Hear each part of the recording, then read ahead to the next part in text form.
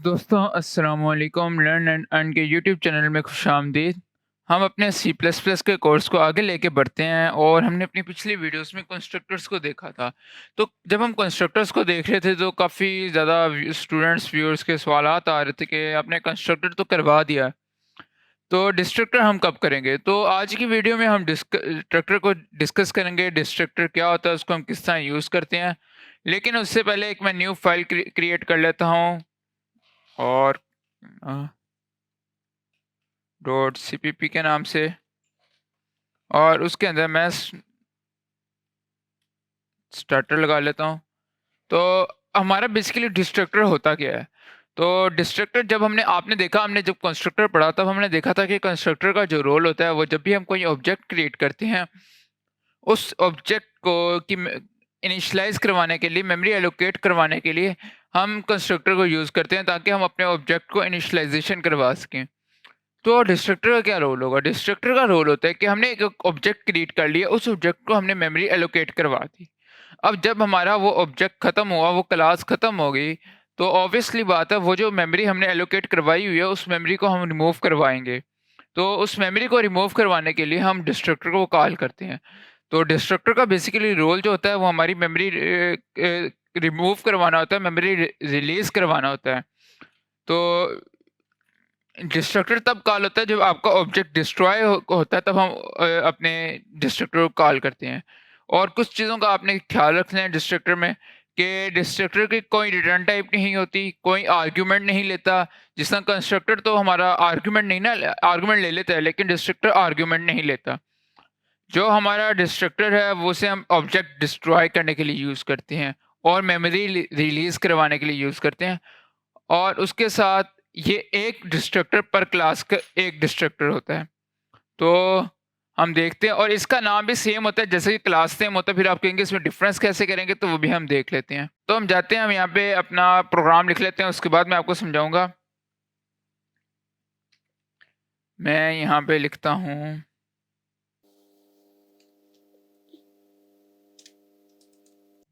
Int num is equal to 0 मैंने किया, और इसके बाद मैं एक क्लास क्रिएट कर लेता हूँ। ये मैंने इसलिए बाहर लिखा कि इसका मैं चाहता हूँ कि मेरा जो ये इंटीजर है ना, ये ग्लोबल एक्सेस रख सके, कि इसको कोई भी कहीं से भी एक्सेस कर सके। तो इसलिए मैंने इसको इंट नाम किया है। तो अब मैं जाता हूँ, मैं इसमें एक क्लास क्रिएट कर लेता हूँ। क्लास का नाम मैं रखता हूँ क्लास सिंपल, और सिंपल क्लास के अंदर मैं इसके प्राइवेट डाटा में कुछ भी नहीं रखूँगा। मैं पब्लिक में फंक्शंस क्रिएट करता हूँ अपने कंस्ट्रक्टर को और डिस्ट्रक्टर को। मैंने पब्लिक किया, पब्लिक के बाद तो मैं यहाँ पे ना एक कंस्ट्रक्टर कॉल कर लेता हूँ। कंस्ट्रक्टर मेरा सेम होगा as a name of my class. तो मैं लिखता हूँ सिंपल, और सिंपल को कॉल करते हैं कंस्ट्रक्टर में। और इसके अंदर मैं क्या करूँगा, मैं इसके अंदर लिखूँगा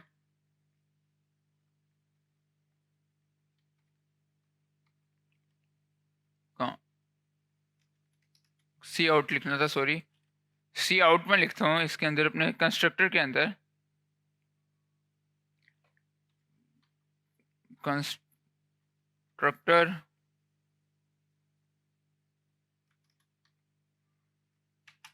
कॉल्ड, और इसको मैं डबल ब्रैकेट कोटेशन में ले जाता हूँ। यहाँ पे मेरा कंस्ट्रक्टर कॉल हो गया, और कंस्ट्रक्टर कॉल किसका हुआ, ऑब्जेक्ट वन का, ऑफ ओबीजे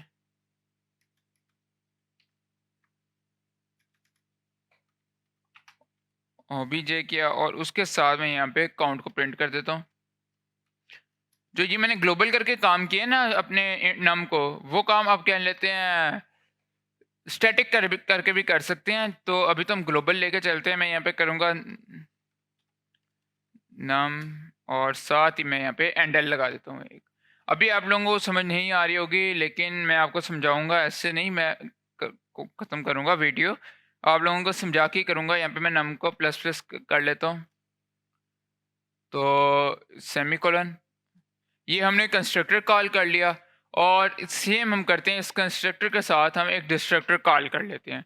अब डिस्ट्रक्टर कैसे कॉल करेंगे, डिस्ट्रक्टर कॉल करने के लिए हम सबसे पहले ये सिंबल लगाएंगे और इस सिंबल के बाद हम यहाँ पे अपने क्लास का नाम लिख देंगे, जो भी हमारी क्लास का नाम है, जस्ट लाइक हम अपने कंस्ट्रक्टर के लिए करते थे। लेकिन अब कंस्ट्रक्टर और डिस्ट्रक्टर में जो डिफरेंस है वो इस एक सिंबल का है। तो अब मैं अपना डिस्ट्रक्टर कॉल कर रहा हूँ, डिस्ट्रक्टर कॉल से, और हमने देखा था डिस्ट्रक्टर के अंदर हम कोई आर्ग्यूमेंट नहीं देते, तो हम आर्ग्यूमेंट भी नहीं देंगे। आर्ग्यूमेंट देने के बाद अंदर इसके अंदर हम सेम लिखते हैं डिस्ट्रक्टर कॉल और उसके साथ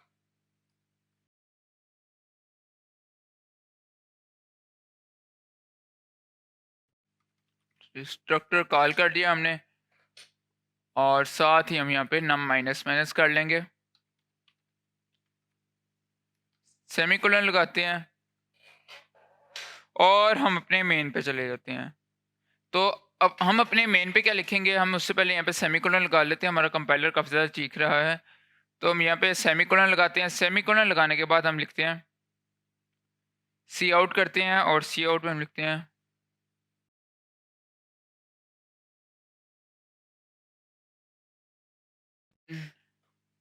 मेन। अब मेन पे हैं और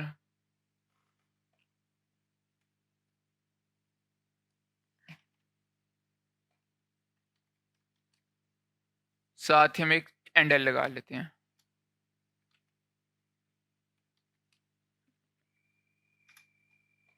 सिमिलरली हम यहाँ पे हम एक ऑब्जेक्ट क्रिएट करते हैं अपना। ऑब्जेक्ट हमारी क्लास का नाम तो लिखेंगे सिंपल,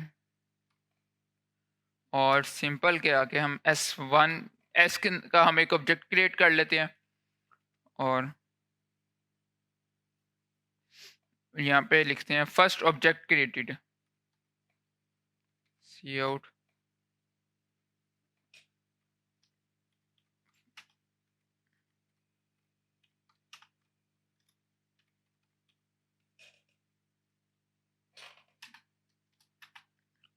फर्स्ट ऑब्जेक्ट हमारा क्रिएट हो चुका है, और हम साथ ही साथ एंटर लगा देता हूँ, और मैं इसको सेव करता हूँ। सेव करके हम इसको रन करते हैं। तो डिस्ट्रक्टर हमने देख लिया, हमारा हम जो भी ऑब्जेक्ट क्रिएट करते हैं उस ऑब्जेक्ट को डिस्ट्रॉय करने के लिए यूज़ होता है हमारा डिस्ट्रक्टर बेसिकली। तो इस लाइन को मैं ऊपर ले जाता हूँ,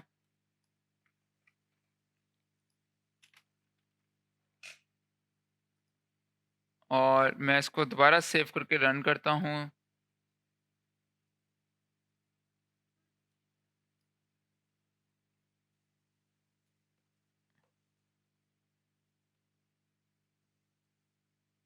तो देखिए, सबसे पहले हमारा कंपाइलर आया, कंपाइलर ने शुरू से पढ़ता हुआ आ रहा है, यहाँ से हमारा पढ़ता हुआ आ रहा है। जब वो मेन पे आया, मेन पे एंटर हुआ, तो सबसे पहले उसने हम आपकी ये वाली लाइन प्रिंट कर दी कि इन मेन, ठीक है। उसके बाद उसने आपका फर्स्ट ऑब्जेक्ट क्रिएट किया, तो यहाँ पे उसने आपको प्रिंट कर दिया फर्स्ट ऑब्जेक्ट क्रिएटेड। तो यहाँ पे हमारा फर्स्ट ऑब्जेक्ट क्रिएट किया। अब जैसे ही आपका ऑब्जेक्ट क्रिएट हुआ, ऑटोमेटिकली आपका कंस्ट्रक्टर इन्वोक हो गया, ऑटोमेटिकली आपका कंस्ट्रक्टर है वो कॉल हो गया। तो जैसे ही यहाँ पे हमारा कंस्ट्रक्टर कॉल हुआ, तो यहाँ पे आके उसने हमारे कंस्ट्रक्टर को कॉल कर दिया जो हमारे कंस्ट्रक्टर में लिखा हुआ है। फिर वो हमारे डिस्ट्रक्टर में आया और उसने हमारे डिस्ट्रक्टर को ऑब्जेक्ट को डिस्ट्रॉय कर दिया। तो देखें, डिस्ट्रक्टर कॉल्ड ऑफ और आपका ऑब्जेक्ट डिस्ट्रॉय हो गया है यहाँ पे। तो ये हो गया। अब यहाँ पे मैं आपको एक दो चीज़ें और बताऊंगा। तो अगर मैं यहाँ पे क्या करता हूँ, मैं यहाँ पे एक इस तरह कर्ली ब्रैकेट्स लगा देता हूँ। अब मैं यहाँ पे एक ब्लॉक क्रिएट कर रहा हूँ। जो कुछ भी इस ब्लॉक के अंदर होगा ना, उसका स्कोप इस ब्लॉक के अंदर होगा, उसका स्कोप इस ब्लॉक से बाहर नहीं है। तो मैं इस ब्लॉक के अंदर एक और ऑब्जेक्ट क्रिएट कर देता हूँ। मैं सी आउट करता हूँ, मैंने सी आउट किया। सी आउट करके मैं लिखता हूँ इन ब्लॉक, एंडर लगाया, और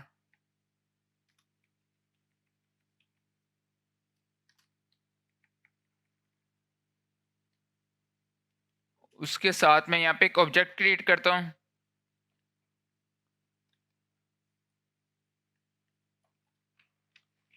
काम चोरी के कर रहा हूँ, तो यहाँ पे मैं एक और ऑब्जेक्ट क्रिएट कर लेता हूँ। यहाँ पे मैं लिखता हूँ एन अदर ऑब्जेक्ट क्रिएटेड, और साथ-साथ मैं यहाँ पे ऑब्जेक्ट क्रिएट करूँगा और देखें आप फिर हमारा ऑब्जेक्ट भी डिस्ट्रॉय हो जाएगा। तो यहाँ पे मैं क्या करूँगा, मैं यहाँ पे अपना ऑब्जेक्ट क्रिएट करूँगा, लिखूँगा सिंपल और सिंपल के साथ s2 3 कॉल कर देता हूँ।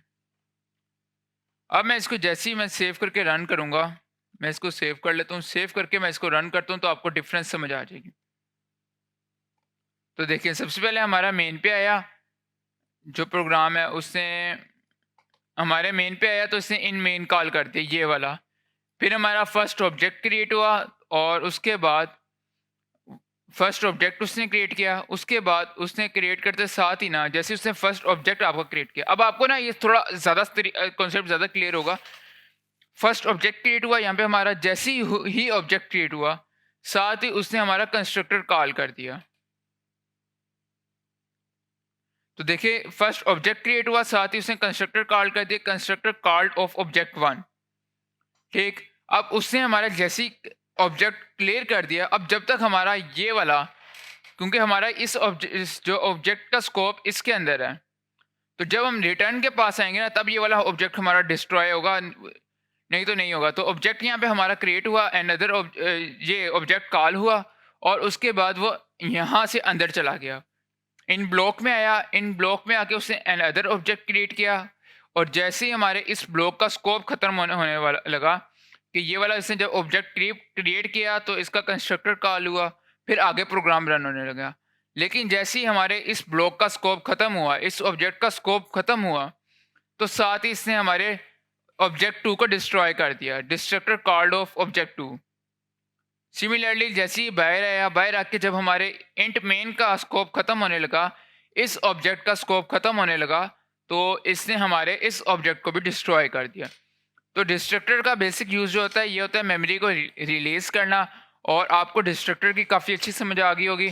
हम इसको डिफरेंट ओप के फंक्शनैलिटीज़ के साथ यूज़ कर सकते हैं। जब हम आहिस्ता आहिस्ता आगे आगे आप प्रोजेक्ट क्रिएट करेंगे, आप इसकी प्रैक्टिस करेंगे, तब आपको इसका असल पर्पस समझ आएगा और साथ साथ आपका इस पे, क्योंकि जब तक आप प्रैक्टिस नहीं करेंगे तो C++ सीखने का कोई फ़ायदा नहीं। अगर अभी भी फिर भी आपको कोई सवाल होता है तो आप कमेंट्स सेक्शन में ज़रूर बताइएगा, मैं आपको उसका आंसर बताऊँगा, और अगर ज़रूरत हुई तो एक और वीडियो बना के आप लोगों को दोबारा एक्सप्लेन कर दूँगा एग्जांपल्स के साथ।